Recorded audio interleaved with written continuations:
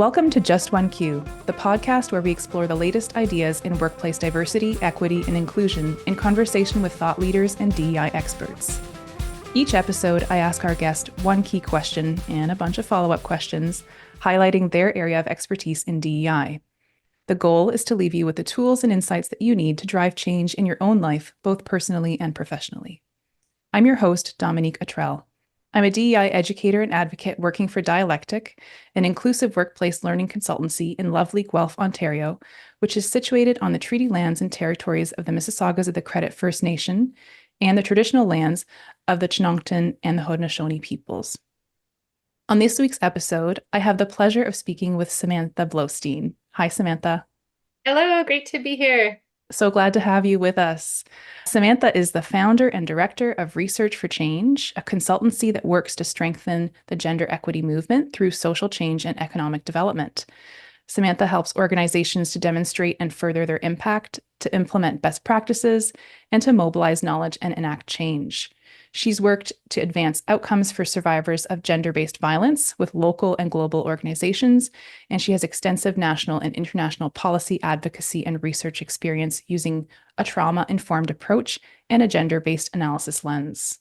Samantha also leads equity and inclusion research and strategy to support inclusive learning environments and workplaces through all stages, including recruitment, hiring, retention, advancement, professional development, and institutional support. She's a skilled educational facilitator. She manages capacity building programs related to anti-oppressive and decolonial practices, anti-racism, and bystander intervention training for a wide audience, including students, faculty and staff, policymakers, and community members. And she designed the first ever community-engaged experiential learning course in international development studies at the University of Guelph. And she's taught that course for the past 8 years in her role as the Global Community Engagement Specialist with the Community Engaged Scholarship Institute. Samantha, I am so thrilled to have you here today. Welcome again to the podcast. Thank you so much for having me. So I really feel like your passion for gender equity has led you to thoroughly explore this multifaceted issues affecting women, Two-Spirit, and LGBTQIA folks around the world and right here at home. So I want to acknowledge that we could go, in 1,000 different directions with this. But to get us sort of situated, I'm going to read off a quote from the YWCA Canada to help direct us a little bit. In Canada, women's full-time employment levels have stagnated over the past 20 years, and the representation in leadership is still well below that of men, despite having now surpassed men in the average level of education. Blocked by systemic barriers at each step of their working lives, women continue to be overrepresented in low-wage jobs, currently making up 59% of minimum wage workers. Unconscious bias among business leaders, workplace harassment and violence, pay inequity, and the lack of employable skills are some of the challenges women face in the workplace. In this context of stagnation, my question to you and what we're going to explore today is, what are the best strategies to increase women's participation in high-growth sectors? I'm really looking forward to digging into this question with you because women's workplace participation is such a long-standing and stubborn DEI issue, and it's not always the one that's top of mind, but I'm looking to kind of resurface it with you today and dive in. So before we get right into the question, I just want to say, you have this incredibly rich and varied experience consulting on DEI and social economic inclusion projects. So I want to give you an opportunity to just highlight some of that work that you've done in connection with gender equity. Amazing. Thank you so much. So in preparing for this podcast, I went on a bit of a nostalgic journey in terms of how did I get here. So I think it may be helpful for the listeners to take you on a little bit of that journey to how I got to where I am today. So today I'm the director of Research for Change. And as you mentioned, I've worked across Canada and in the international gender equity movement, mostly in the areas of advancing policy and policy advocacy, and also specifically looking at gender-based programming. So I've worked with Indigenous organizations, I've worked with organizations like Elizabeth Fry Toronto and many of the YWCA associations across the country. Mm-hmm. I've worked with some immigrant and refugee serving organizations, and that has all really helped to inform my thoughts and my views on inclusion, social and economic inclusion. So So my work actually started about 12 years ago when I was a master's student and I was doing some field research at an organization called Casa de la Mujer, which is in Nicaragua. And I was there for several research trips, and I happened to have the privilege of being there on International Women's Day, where I was honored for my research and for helping them organize the annual event for that year. I learned a lot from this experience because I learned how much equity is actually related to policy and how much governments have a big role to play in this. So related to education in terms of what's covered like sexual and reproductive health rights, and also laws around abortion and legalities for reporting domestic violence. That really sparked my interest in analyzing policies and gender rights. It also showed me the power of movement. So there's a big event that happens every year at this organization, and the government is meant to go around with loudspeakers announcing the event. And they did not on this particular year. And my colleagues who were working there were really distraught and, excuse me, downtrodden, thinking all of their efforts to organize the day would be in vain. But it was a packed house, and it was filled with men and women and children. And what that really showed me is the power of movements and of women's gender rights. So while we can recognize that policy is not always where it should be, also recognizing that people have a huge impact on the change that they want to see. And so today I am now the Director of Research for Change. We're a consultancy that works primarily with organizations in the gender equity movement. When I first started, I was really mostly just working with individual organizations. So taking on needs assessment, evaluation, working on some research that they needed to have done. So I'll just give you a couple examples of that work. I worked with the Ontario Council of Agencies Serving Immigrants, and the acronym is OCASI. So they had an initiative, this was several years ago, that we were, as a research team, assessing the housing needs of immigrant and refugee women in the GTA. So our research work aimed to develop a more streamlined system for coordinating housing supports for immigrant women. And it was a highly collaborative project. So we worked intensively with 6 agencies across the city for a year. And we heard the voices of over 70 newcomer women and 20 frontline staff whose perspectives and stories informed a report that was going to the City of Toronto. The main recommendation was a housing first approach. And then I've also worked with lots of organizations on women's entrepreneurship programming, on girls empowerment programming, and I love doing that work a lot. But what I eventually came to, what I started to realize, is that the organizations themselves are in the same vulnerability context as their clients.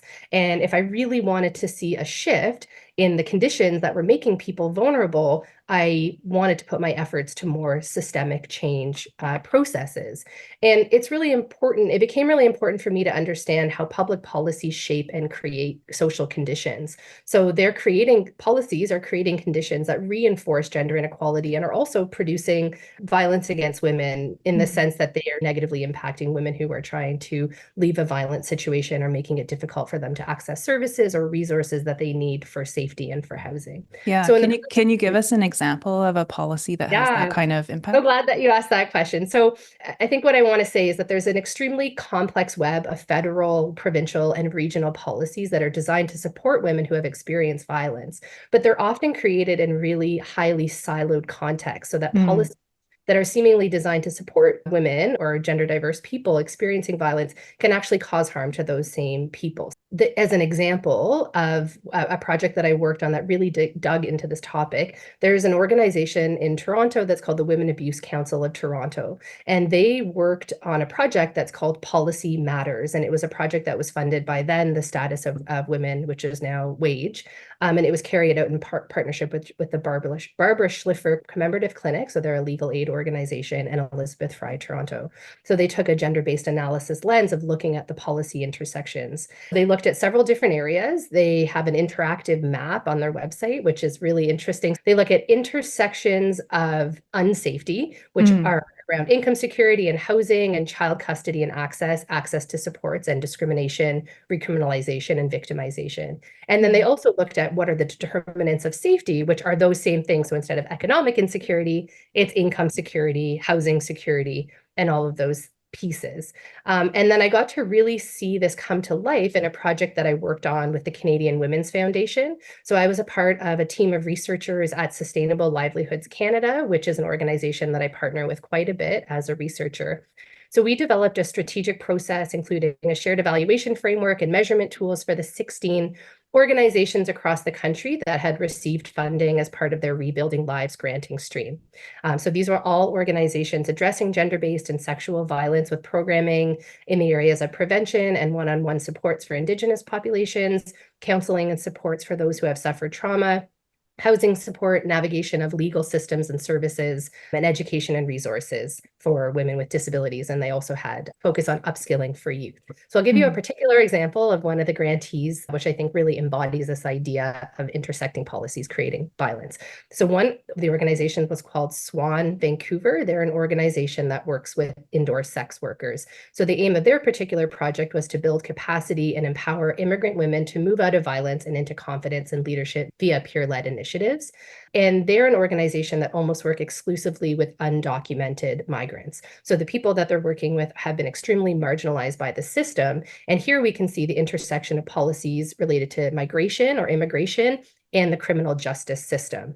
So what happens is that the criminal justice system and criminalization policies that have been created to bring justice for women who have experiencing gender-based violence are at times contributing to the criminalization of those very same women. This is especially true in the case with mandatory charging legislature, where law enforcement officials can lay charges at their discretion to the parties they believe contributed to a violence incident. So this has resulted in many women being charged following their own reports of violence because they're engaging in unlawful work. But we know that as an undocumented person, this is often one of the only lines of work that is available to them. So rather than being protected by the system, the impacts are immense, and they include an inability to access legal aid given the fact that they are undocumented, that they don't have status. And so that is just one really specific example. Yeah. And so from the work that I was mentioning, where I worked more with individual organizations, I've now moved into the area. I still work with amazing organizations that are addressing gender equity and trying to fight gender-based violence, but I've been working more at a systemic change project. So I'll just give you an example of that. I'm currently working with the Canadian Coalition of Women in Engineering, Science, Trades, and Technology, or CC West for short. And I've been hired on that project as a gender-based violence expert. So this is a project that is working collaboratively with partners across British Columbia, Manitoba, Ontario, and Nova Scotia to strengthen the gender-based violence sector, or the anti-gender-based violence sector, by scaling multiple promising practices and addressing systemic factors, specifically in skilled trades workplaces. So using a systems change model of scaling out, scaling up, and scaling deep, this project is engaging and mobilizing men as allies to prevent and end gender-based violence in skilled trades workplaces. So in terms of scaling up, we're working to support organizational and culture shifts towards safer workplaces by scaling 3 promising practices. So these are trainings that have been developed by partners in the project. So there's the CC West, We Are Trades, Creating Safe and Inclusive Workplaces for Women. There's YWCA Halifax's Shift Change Gender Inclusive Leadership course, and then an organization in British Columbia that works with women in the trades. They have a Be More Than a Bystander training. So it's part of the project is scaling across the regions where these really highly successful training programs are being scaled up beyond their original context. And part of the work I'm also doing is around the scaling up. So convening sector partners and policymakers to disseminate knowledge of the root causes and systemic factors that enable gender-based violence in the skilled trades, and also to discuss how collectively we can build safer working cultures. A key feature of this work is recognizing that when we're talking about engaging male allies in any kind of gender-based violence initiative, we have to recognize that it can't just be about women's empowerment as the main cause, that what we're seeking to do is make better working conditions for everybody, considering the humanity and the human rights of all people. And that has been really important as we're thinking about engaging male allies. So we're at this point working to scale these promising practices across Canada to engage men. And there have been lots of new partners that have joined, including the Manitoba Construction Sector Council, which is now one of the key partners. And the Gender Inclusive Leadership Training course is designed and delivered for male supervisors working in the skilled trade. So it's a curriculum that includes concepts like understanding and awareness of gender in the workplace, gender difference and identity, power and privilege, communication, gender-based violence, conflict resolution, leadership, and action planning. So it's much broader than just sexual violence and harassment prevention. Like this Exactly. is also touching on a whole bunch of other factors that might prevent women from thriving in science and trades and tech. Is that, Exactly. yeah, okay. Uh, Yeah, that sounds like an amazing project. And that's certainly, that's the project, one of the more recent ones that caught my eye, in particular the panel discussion that you did at CC West that was in connection with that work. And I am just really kind of wondering if you can comment a little bit more generally too about the barriers that exist, for women in those high growth sectors. We've mentioned, obviously some cultural issues in the workplace, threats of sexual violence and harassment. And that's, in my mind, kind of like one angle to tackle. Are there other angles that other organizations are also working to address? Yeah, I think the overall working conditions. So yes, of course, like the bullying and the sexual harassment. So YWCA Halifax, as an example, did a research project within the past couple of years that really highlighted how prevalent violence and particularly sexual violence is in the workplaces. But Mm, then there are other things around PPE and what the actual work site is like. Are there bathrooms on site? So there are new laws and mandates that are coming in as we're speaking right now that are trying to address some of these things. hmm So because there is a recognition that, especially when we look at the skilled trades, there's a lot of data to show that yes, it's a high growth sector, but it's also a sector that's about to be in crisis because so many people are aging out, they're retiring, and there's huge skill and labor market gaps that are not mm, necessarily being filled. So that's one of the angles that we're taking in that CC West project, which is to say we want to have a thriving sector in Canada's economy. And so what are some ways that we can make that sector more inclusive? And a lot of it is around the workplace environment and around like leadership. What is the structure? Are people getting stuck in entry level positions? Are they able to retain people once they've brought them in? So that's some of the focus too of the work that we're doing. So it's not just about how to get more women into the skilled trades. It's almost unethical at this point when we know that there are so many negative experiences that they're having. There's lots of positive experiences too, of women that have moved into these sectors. So the conversation is more broad now in terms of mm. how do we create safety on individual work sites, but also as a sector, what could we be pushing government to do in terms of passing legislation around workplace safety and reporting and that type of thing? Absolutely. So, I mean, in your opinion, what strategies or considerations are most often neglected or left out when these workplaces are attempting to end gender disparity? What are the biggest misses? Yeah, so I think I mentioned that I work quite a bit with an organization called Sustainable Livelihoods Canada, and they have a Hmm framework that's called the Sustainable Livelihoods Framework. There's many elements to it, including considering assets that an individual or an organization have.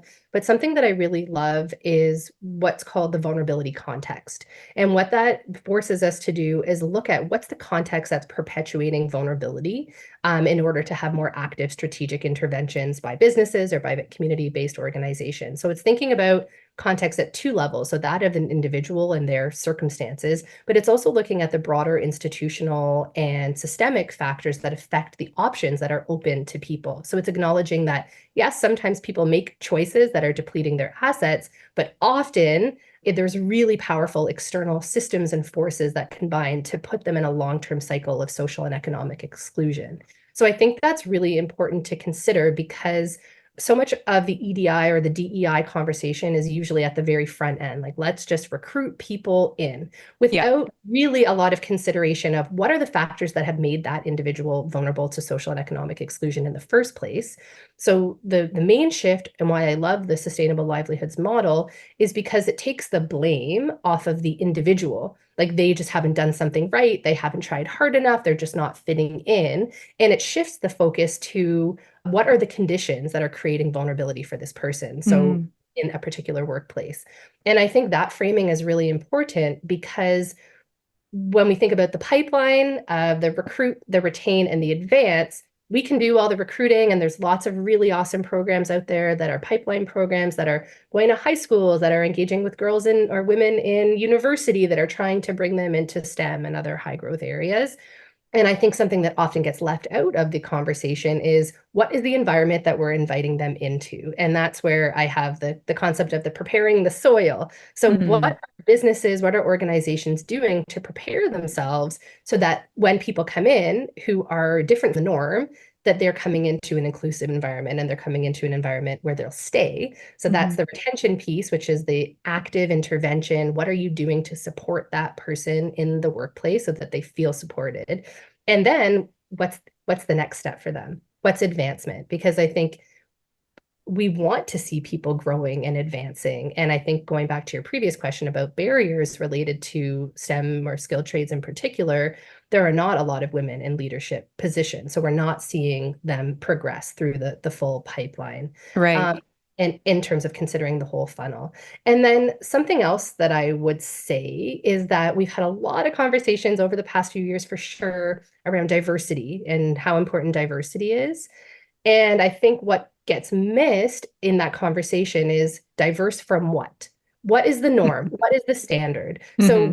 often we're still centering whiteness, we're still centering able-bodiedness, we're still centering heteronormativity as what we're seeing as diverse from. So I really like to think more about how can we create inclusive environments that people can show up as them full selves. They don't have to hide any aspects of their intersecting identities, and that they're not being considered like the one different person who's checking a box, because that's a really dehumanizing approach to trying to diversify your workforce. Absolutely. And then We see that with race related DEI as well. Obviously, there's like so much thought goes into it, but people want to attract employees and then haven't considered, the challenge of being the token hire or the one racialized person in the room, not having a mentor that you can look to. And there's a problem of this being the first that's really difficult to address. And I can see that also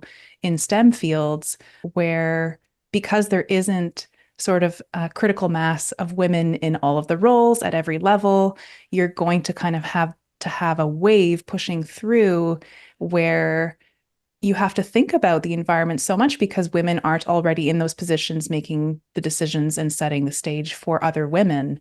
So it has to be done in a very intentional and careful way. And that's so true. And something that I've seen, just as an example, I'm currently working with YWCA Muskoka on a women's entrepreneurship program that they have. And several of the people that have gone through in this cohort are women who were working in male-dominated sectors, including STEM, and have started their own businesses. And that is a trend that I've seen over the past 5 years or so, where I've really been doing Mm, work in this area, that they're women, and I'm speaking broadly. There's lots of definitions in terms of what makes a woman, but like women or gender diverse people who are trying to get into STEM workplaces don't see themselves as belonging, but they're recognizing that they have skills. And so they're deciding to start their own business. And there's nothing wrong with entrepreneurship. I think it's a wonderful avenue. I myself am an entrepreneur. But what I think is sad about that is that they're being pushed out. So they haven't even really yeah. had the opportunity to try, or they've tried. I'm not putting the blame on them. They haven't had the opportunity to fully thrive in those environments. And I think that's part of preparing the soil so that people Mm, thrive. That's the other part of it. And something else I would say here too, in terms of what your question was around strategies or considerations that often get overlooked, is around the concept of the women leaning in. So, mm, like leaning in, you have to be trying harder. If the issue is with you, you're just not going for the promotion, you're not putting your name forward, you're not trying hard enough. And what that is completely erasing is all of those systemic barriers that have led to that person feeling excluded in the first place. And so mm, that I think we need to shift the conversation to it's not the fault of the individual, it's the systemic factors that are holding them back, but they're also holding back the company. They're also holding back the organization because they're missing out on this amazing skill set that the person could be bringing in. So it's a miss on both levels until the systemic factors are actually addressed. And I mm, think that in terms of equity, diversity, and inclusion, kind of more broadly, we often focus a lot on the intentions, like, but the company wants to be doing better, but intentions alone are not enough to move the needle to actually create different outcomes. So the focus should be on the outcomes, not necessarily on the intentions. But in order to have that outcomes focus, a company or organization has to do the reckoning with how they are actually setting up and creating an equity by their workplace policies and culture in the first place. Yeah, and I think a big piece of this, a lot of the things that I'm hearing you say are that the structures that are creating barriers may live, there are some that live inside of the organization. There are also those that live outside of the organization that are kind of like further down the pipeline. So I think it's really interesting to think about what companies are or are not responsible for, or whether their responsibility to this project of inclusion extends beyond the sort of the scope of their own business or what they would have traditionally considered to be the scope of their own business. Do you see companies in those high growth sectors actually like reaching out and trying to engage with the more structural elements of this? Yeah, so that's a great question. I think this is a great time to talk about a project that I've recently been involved in the past couple of years, which was called In Good Company. So this is a collective of 4 feminist organizations in Canada, including the Canadian Women's Foundation, Catalyst Canada, Plan International Canada, and YWCA Canada. So this is a project that was funded by RBC Foundation, and collectively they're trying to work toward a world where diverse women and gender diverse people can lead in any field and experience a positive environment free of harassment and feel supported in their livelihood goals and career aspirations. So I worked on several phases of this project, and initially I was the lead researcher on a national team that was looking at advancing gender equality in the skilled trade sectors and beyond to collectively tackle the complex issue of women's economic inclusion and advancement. So through this research, we determined trends and diversity, equity, and inclusion policies in specifically small to medium-sized enterprises within the science, tech, engineering, and skilled trades sectors. And through that project, I got to speak with over 30 leaders across the country, thinking about innovative approaches to addressing gender-based discrimination and violence in historically male-dominated sectors. So we engaged and consulted and mobilized the knowledge among partners and sector leaders to catalyze their perspectives in terms of the trends and the issues and the gaps and opportunities for women's leadership and workforce participation. And so through that research, we uncovered how to respond to the systemic workforce participation across Canada and institutional barriers that are impeding progress toward creating change and implementing promising practices. So as an example, one of the organizations that I spoke with was a cybersecurity business, which is one of the highest, fastest growing sectors in our whole economy. And they had really interesting practices related to pay equity and pay transparency. So it was well known, the salary of every single individual in the company, including the people at the very, very top, and the pathway to move from positions was also clearly outlined. So that was more like what's happening within the organization. We're also talking about those external factors. So they also recognizing the huge skill gap not skill gap, huge employment gap in that area. It's one of the only sectors that has like a negative unemployment rate, meaning there's like thousands, maybe millions of jobs that need to be filled and people are not there to fill them. They talked about 2 things which I thought were really interesting. One was that sort of like the socialization piece that they themselves have to be extremely careful of how they're posting and wording their job descriptions, because what they found is that stereotypically men would look at a posting and be like, I got about 50% of these, I'm good, I'm gonna apply. Whereas stereotypically women would look at it and be like, oh shoot, I don't have 110% of these qualifications, I'm not even going to apply.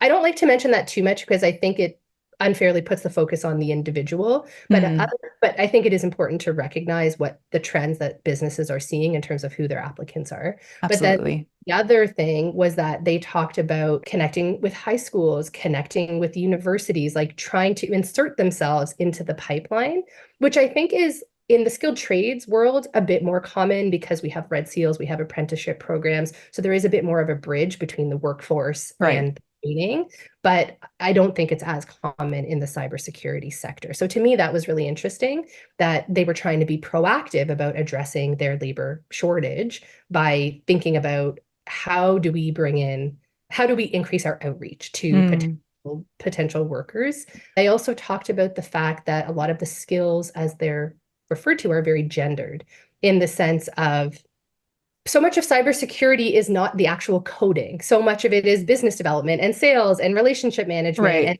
those interpersonal skills that really anyone with a social science background or people who are not necessarily coming out of computer science programming could do, but there's not a lot of knowledge in terms of that these jobs are trainable, that you can go into them and that you can. Right. Yeah. So that was another element that they were really trying to focus on in terms of professional development. And when they brought people in who didn't have the cyber tech background, that they were building up their skill set. And so that those professional development opportunities also were part of that active intervention that I was referring to when we think about the retention piece Yeah. of the pipeline is creating the conditions where they're going to succeed and hopefully advance in those workplaces. Hmm. Yeah. And I mean, this is an example of a business in a certain sector collaborating with social sector orgs and kind of teaming up, gaining a whole bunch of insights, doing that research, doing the deep dive to be able to sort of better understand what they need to do in order to address the systemic barriers and how to kind of go further up and down their pipeline to make things a bit more hospitable for women and gender diverse people. Are these partnerships common? Like, what are the collaborations between social sector orgs and private sector actors typically look like? And or maybe could you share some stories or examples of this kind of collaborative approach? Would say that they're not that common. I feel honored. I think it was really cool that I got to work on this because they're highly siloed. I mean, Mm, sectors themselves are highly siloed, but we generally really separate social service, community development organizations from the workforce, from businesses, from the corporate sector, and that type of thing. So it was really interesting to work on the In Good Company project because it was all about building bridges and collaboration and cross-sectoral action for systems change. It really looked at creating those impactful conditions to recruit, retain, and advance diverse people and diverse women into high growth sectors. So some of the hmm. were around mentorship and sponsorship and professional development. And then the other piece that we did as part of that project, so I mentioned the research, that was the what sort of kicked it all off. And then I was rehired again a year or so later to get to work on this project again to lead what they had developed as a community leadership group. So this was a group that met monthly of about 10 small to medium enterprise leaders that were in the sectors that are traditionally male dominated. And so the aim of the community leadership group that I was leading along with my colleague Faiza Abdullawi was to support SME leaders in learning about the barriers to diverse women's employment and advancement in their sectors and accessing the tools and resources that they needed to implement more effective equity, diversity, and inclusion practices, but also connecting with a supportive community of peers that were on a similar journey. So we targeted a diverse group of people who were trying to develop a group where we could bring diversity of thought and lived experience. So Hmm. there was about 6 sectors that were represented from the group that we were meeting with monthly. So it was business services, media and communications, green technology, folks from the financial sector, human resources, and workforce development. And there was about 5 different business structures. So there was businesses, sector representatives, people coming from the education sector, entrepreneurship, and advocates. And what we found, because we did evaluation on that process, which is now wrapped up, was that that initiative, that experience of being brought together with other SME leaders who are people who are trying to do their best in a really complex setting, we found that it really left a profound impact on the members and that it helped to foster a sense of safety and validation because so much of what they were sharing, other people were saying too. Yeah. There was women of color who are a part of that group and they felt a lot of validation and sharing their experiences, someone who's from a completely different sector, different field, being like, oh my goodness, that happened to me too. So there was a lot of really beautiful moments of validation and community, and that they said that they acquired a wealth of diversity, equity, and inclusion knowledge, which they translated into actionable strategies within their professional environment. So part of it was the networking, hearing from other people, strengthening their collaborative bonds. And as I mentioned, it also was a really powerful validation of their own personal journeys. So there was a sense of affirmation. They noted how it validated feelings and experiences that had been dismissed or overlooked in other settings, and that it was particularly strong, as I mentioned, among the racialized members who often found themselves questioning the reality of workplace oppression that they faced. So that kind of Mm, gaslighting that we tend to do, the self-doubt that we tend to do because we're told that we're the problem. We're told that it's our fault that we're not fitting in. And now you're with a group of other people who are saying, I'm finding a similar thing in my work environment. Right. And we were able to bring a lot of research, a lot of what we were finding to be best practices. And what it also did was bridge, as I mentioned, between those four key partners who are, excuse me, leaders in the feminist sector in Canada. Some of them have a corporate division or corporate philanthropy, but aren't necessarily working with businesses in the same sort of sense. So we were able to bring in a lot of what we know to be effective practices from gender-based programming more generally. And one of those is the concept of wraparound supports. So thinking of how you need to address material conditions. So I'll just give you an example. YWCAs across the country, when they're offering employment services, when they're offering entrepreneurship training, they often have child minding or childcare. They Right. often have bus passes or transportation coverage. So recognizing, going back to those external factors that hold people back, Mm. recognizing those, putting them at the forefront and saying, it's not your fault that you haven't been able to become socially and economically included. We're going to look at what are those factors that have caused you to be excluded and try and address some of those. And I think that could easily be translated into the workplace. And those were some of the lessons that were taken up by those businesses. So maybe they're not going to start a child care center in the organization, but they could bring back the concept of childcare as something that really holds parents in general, but women specifically back from being able Mm. to participate in the workplace. I love this idea of, those broader systemic and the material condition pieces that companies often just don't feel are their responsibility. There's a very, like you said, an emphasis on the individual and their capacity. And if you're not able to overcome those barriers, it's sort of your problem and your loss.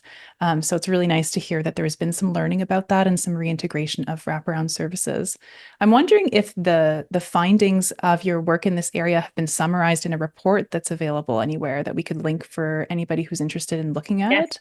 Okay, definitely. great. So maybe Um, we'll put that in the show notes for listeners who are curious to see what other findings came out of that work, because it's such a fascinating yeah. intersection of organizations and workplaces. And Um, there's one more thing I wanted to mention just around that piece too that I haven't said so far, but is so important to mention, which is just around intersectionality and understand mm, how we're talking about the factors that are holding people back. We must take an intersectional lens to that because women's experiences are not monolithic. Obviously, mhm, there's not one way to experience being a woman. So many things impact that, including your race and your class and your gender and your sexual orientation. And that was another, or we talked about this a lot at our monthly meetings with the businesses because a lot of them understood it on a very personal level because they themselves, we all have intersecting identities, but not necessarily in that pairing it with the conversation of what's holding people back, mm, what um, what could be effective practices in terms of supporting and retaining people. So we saw that there was a lot of organizations that did employee resource groups around specific identity factors like sexual orientation, like race, and those seem to be really effective practices as well. Um, and also taking an intersectional lens in terms of the pipeline. Who mm. is recruited, who is retained, who tends to stay, and who is advanced? Are we talking about seeing advancement across all intersectional identities, or are there particular groups that are rising to the top? And Yeah. what are the reasons for that? So you need to have that layer of analysis as well. So I just wanted to add in that additional point. But going back to the question around what we could connect listeners to. So through the process of being engaged with this community leadership group, we also had the honor and privilege of hiring an amazing research consultancy and economic organization called ASBB Consulting. They're based in Yarmouth, Nova Scotia, and they're a business led by a woman of color. They wrote a report for us, which is called Defining SME Success in Diversity, Equity, and Inclusion. What small steps matter, and it's case study research. So they did an in-depth look at diversity and equity and inclusion, kind of the state of it in Canada, so a bit of a SWOT analysis more broadly, and Mm, then case studies on the four organizations that are a part of the In Good Company Collaborative, and then four of the community leadership group members were also featured as part of the case study research because I think when we have the conversation around equity, diversity, and inclusion, it's a very mystified kind of field. People, I think, can feel really intimidated by it. And this was a way to showcase what are some of the organizations doing. And the reason that we put small steps right into the title is because that is what I've learned over the years and all of the research that I've done in this area is that we often think it's like these giant things. And of course, they're important too, but recognizing that it's the small steps, it's the small things that we can build on that create change in an organization. It's just being committed to wanting to see that change. What we learned through the research is we have to consider the readiness of a particular company. So a lot of organizations or businesses, as I was mentioning, really focus on that front end. Like, Yeah. oh, we don't have a diverse workforce. Let us try and remedy that. And so they do all these targeted outreach approaches, which in themselves are not necessarily bad, but without actually looking at the structure, the company, the policies, the environment, then you're kind of working against your own goals. And so we recognized how trust is really important and how you have to have those building blocks toward the bigger change that you want to see. Something else that we learned, not just through this research, but through a lot of the work that we've done in this area, is that when we talk about change, it's not, I, as a grassroots person, used to just think it's bottoms up. We just need a Right. great swell of people. We need people to mobilize. But through this work, I also recognize that DEI has to start at the top, and there has to be a commitment to it at the top. And there has to be not just the intention, like we want to do better, but those outcomes focused. What are we doing to see different outcomes for our workforce? And so I learned that through the research as well, that it is bottoms up and it is also top down. And there was a really influential book that we were reviewing as we were putting together this work and working with the community leadership group, which is called DEI Deconstructed by Lily Zhang. And this book was extremely influential for us. One of my favorite things that they talk about in the book, so they say trust is the currency of change, which I've already talked about how important trust is. And they talk about low trust organizations are not going to see a lot of change, whereas higher trust organizations where people are already seeing that the top down people care about these initiatives, that is where you can see change thrive. But the other thing that I loved about this book is the chapter Changemaker, everyone, like recognizing that we all have roles to play and we're all leaders. A lot of the work that we did with the community leadership group was actually having them identify themselves as a leader and what type of leader, recognizing that we all lead in different ways. Some of us are right out front, some of us are more quiet, leading from behind, but all of those roles are extremely important. So change doesn't just happen on the back of one individual who really, really cares about a particular topic. It is a collaborative, mobilized effort. And it's really powerful to recognize what kind of change maker am I? So in the book, there's a brilliant typology of the educator. So are you the person that's bringing out the message to the masses? Are you the mobilizer who's bringing, people into your fight? Are you more of the supporter or the backer where you're further up?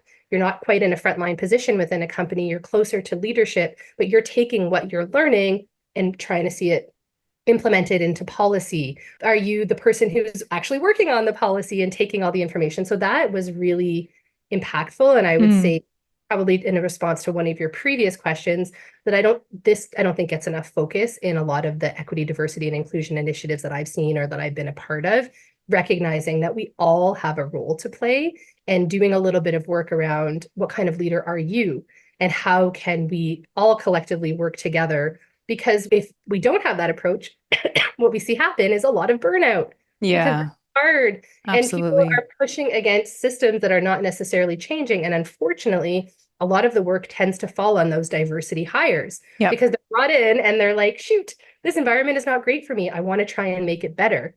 Yeah, And of course, that's that's that grassroots only approach, right? When it's only bottom up in a corporate setting, you end up having a lot of burden on people who are trying to make change for themselves and people who have similar intersecting identities, right?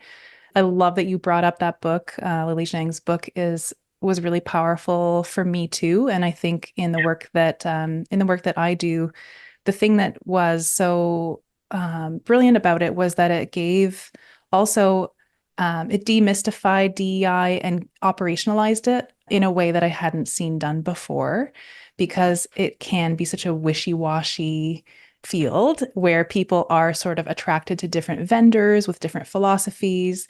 And it allows you to take a critical lens to what that theory of change really is and to kind of get your language right, get your goals right, actually operationalize a policy in ways that you can measure change. And that measurability piece, I think, is something, I mean, it sounds very calculated, which I think for some people can be intimidating, but certainly when we're talking about STEM, maybe that's like an approach that people would appreciate and enjoy. But I echo your enthusiasm about that resource.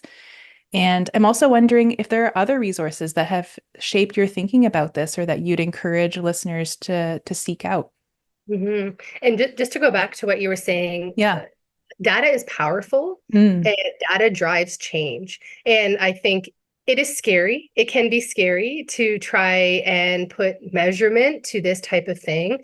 But I think probably what we both know is that the most successful organizations who have seen the most change and the most positive, inclusive workplace environments have done that really difficult work to look at the data. And data can be like, as we're reminded in that book, it can be lots of different things. It's not just necessarily surveys. In fact, what they talk about is that in low trust environments, in workplaces with low trust, people are not going to trust to fill out a survey, especially if they're one of very few Yeah. among identity type, because it's highly identifiable in any kind of survey. But there are different ways, employee feedback, employee conversations, like there are different ways to gather data so we can open our minds in terms of what we're considering as data. But data definitely drives change, and it is so important that we have those metrics and we have some benchmarks too, because it's really hard to know if you're making progress if you haven't done that initial work to generate some of the metrics. And I think what I've seen some organizations do that don't themselves have that yet is you can look to industry standards or Mm. to sector benchmarks, which just give you some kind of indication and reference point in terms of where you may want to go.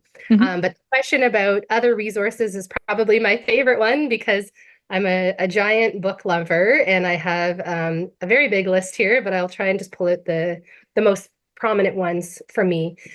So there's a book that's called Power Shift, The Longest Revolution. It's written by Sally Armstrong, who is a former journalist. And it's really wonderfully, beautifully written about the human rights struggle for gender equity and kind of tracing the history. And I thought it was a beautiful read. There's a Nigerian author named Chimamanda Ngozi Adichie. They have a book called We Should All Be Feminist. I also think that this is a fantastic book. There's a book, it's called Invisible Women, Data, Bias, in a World Designed for Men. And this is by a UK author named Carolyn Criado Perez. This book looks into the various landscapes and environments that we operate in. So public spaces, public transportation, the home, how city infrastructure is built, and looks at the bias that's baked in to so much of it because Mm. it's all been designed by men historically and how that has disadvantaged women. And it's just a phenomenal book, something that I would really, really recommend. Not necessarily related to the topic of gender equity, but books that have helped me in my decolonial and kind of anti-racist journey, which I consider to be really important in this work, is a book called A Mind Spread Out on the Ground, looking at Indigenous issues and mental health by Alicia Elliott.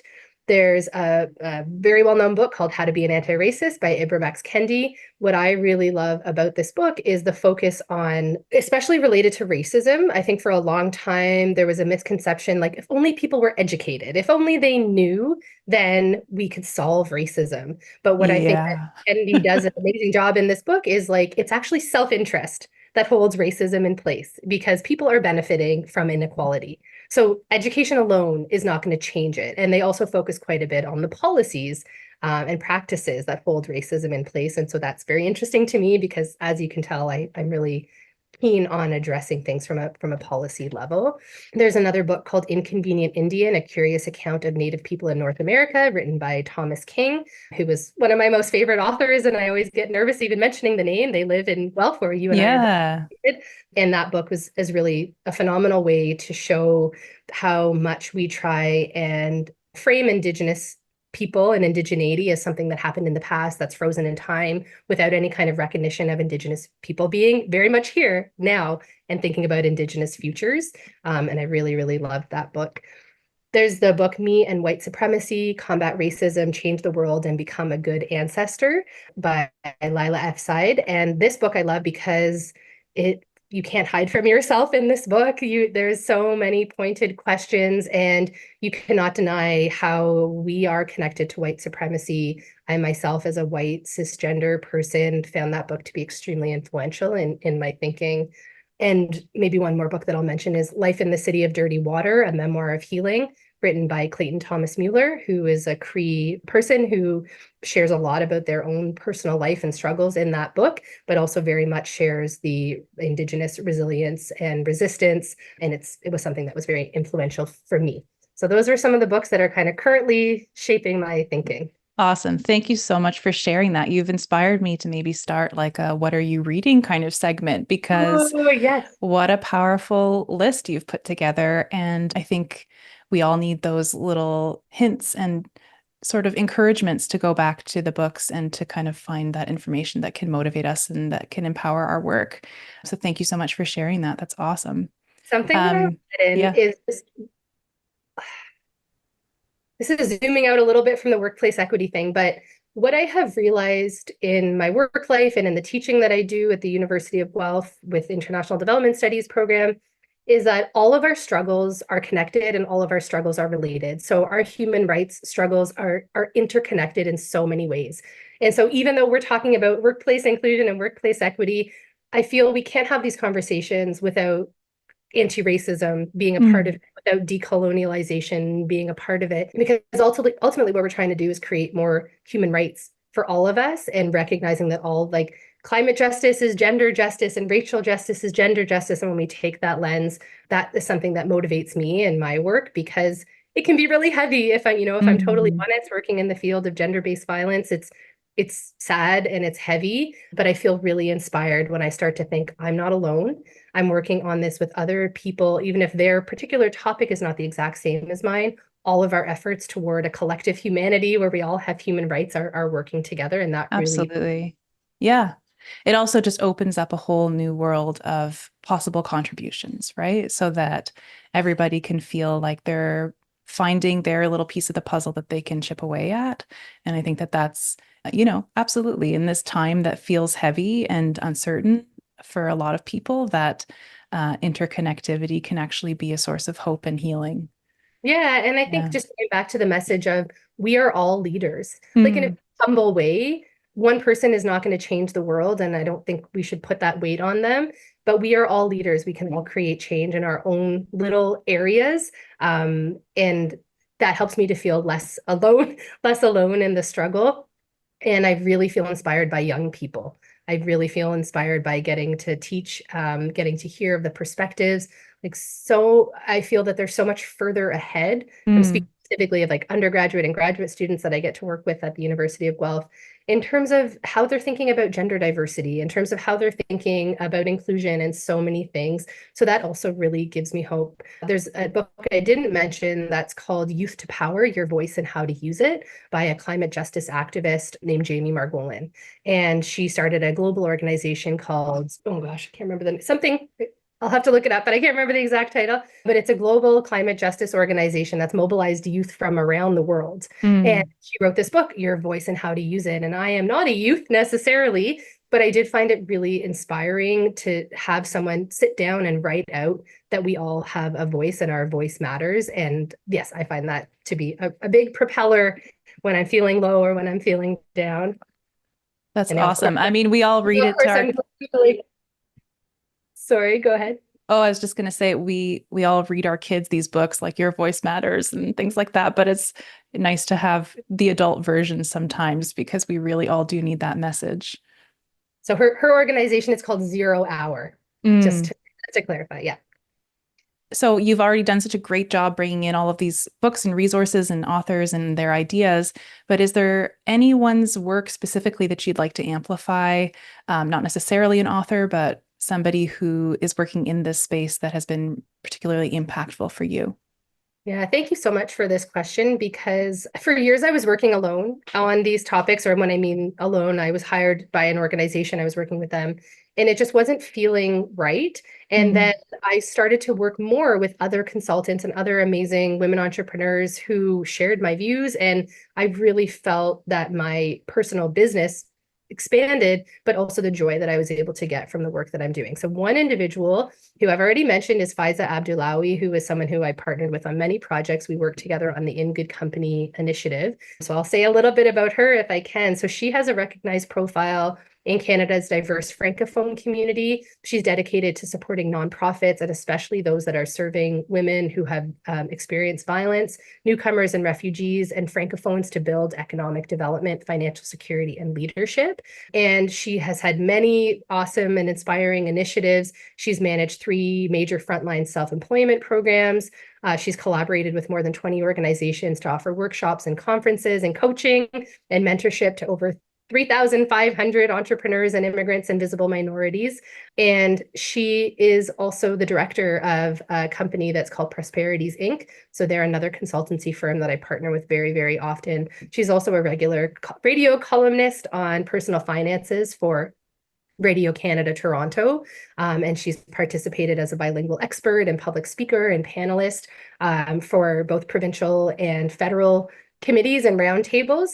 When we were working on the In Good Company project, she led several of the public facing events that we had. So we had a capstone event that was called Present and Future of Women in SMEs. And she was really the leader in that. And she also was the host and the moderator for 2 events that we hosted for Small Business Week related to knowledge exchange, where we had representation from national businesses and organizations. So those were closing the gender gap in financing for businesses owned by women and gender diverse people. And then the second webinar was around feminist entrepreneurship, leading change in Canada's small business ecosystem. So huge shout out to Faiza. She's a giant inspiration and I love working with her. And one more shout out that I would do is for Sustainable Livelihoods Canada. As I mentioned, they're a nonprofit business that I work with quite a bit as a researcher. And shout out to Vibhuti and Allison and Caitlin and Arthi and Claire, and especially to Kathy Lang and to Mary Ferguson. These are people who encouraged me really early on to start my business. They have been really, really strong professional supporters of my work. They've been my mentors. As someone who studied anthropology, sociology, and international development studies, I never really saw myself as an entrepreneur.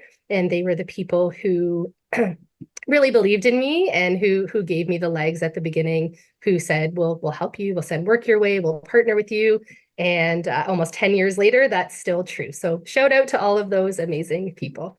Beautiful. Thank you so much. And I will do my best to round up as much information on all of your lovely people as I can and link them in the show notes as well, if anybody wants to kind of take a peek at the initiatives that are going on.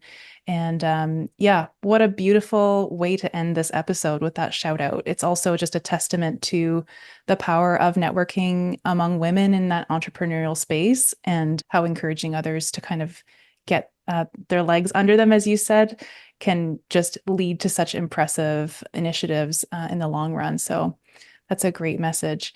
Thank you so much for the wealth of knowledge that you've shared with us today. I am really humbled by your experience and your expertise in this area and your willingness to really unpack it all for us. It's been a pleasure speaking with you. Thank you so much. It's been great to talk with you too. And if our listeners want to stay connected with Samantha Blostein and Research for Change, I will also drop the links to her website and socials in the show notes. And as always, I welcome any of our listeners to reach out to me if you'd like to be a featured guest on this podcast, or if you'd like to sneakily nominate someone. My email address is in the show notes too. If you like what you're hearing, please leave us a rating and a review or share this episode to your own socials. It truly does help get this podcast into more ears. I'm Dominique. Thanks so much for listening and see you next time on Just One Q.